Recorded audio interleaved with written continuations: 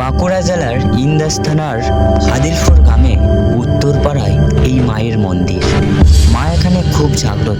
ভক্তরা মাকে ভালোবেসে বিভিন্ন নামে ডাকে। কেউ বলে কৃষ্ণকালী, কেউ বলে রাজরাজেশ্বরী, কেউ আবার বলে শ্মশানচারী, কেউ আবার বলে বড় মা ইত্যাদি। এই যে তেঁতুল গাছটা দেখছেন, এই তেঁতুল গাছটা বহু বছরের পুরনো একটি গাছ। মায়ের ইচ্ছা এই গাছ কাটা চলবে না। আমার শোনা কথা, মায়ের যে ডাকিনী চকিনী আছে এই গাছটিতেই তাদের অবস্থান। বহু বছর আগের কথা, কালোবাগদি আর ওনার স্ত্রী দক্ষিবালা এই মায়ের পুজো করতেন। ওনার আর বাবারাও পুজো করতেন।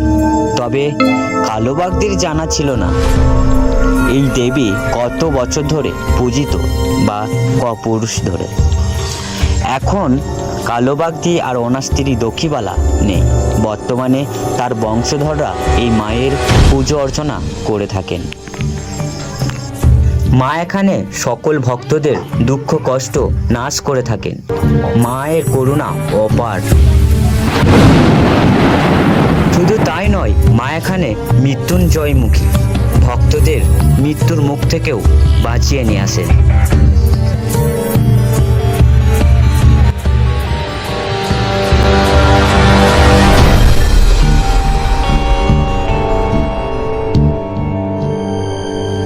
মা যেমন ভক্তদের জন্যে করুণার সিন্ধু, ঠিক তেমনই পাপীদের জন্যে উগ্র মহাকালী। দাদুর মুখে শোনা কথা, মা এখানে ঘোর অমাবস্যায় বিরাজ করেন।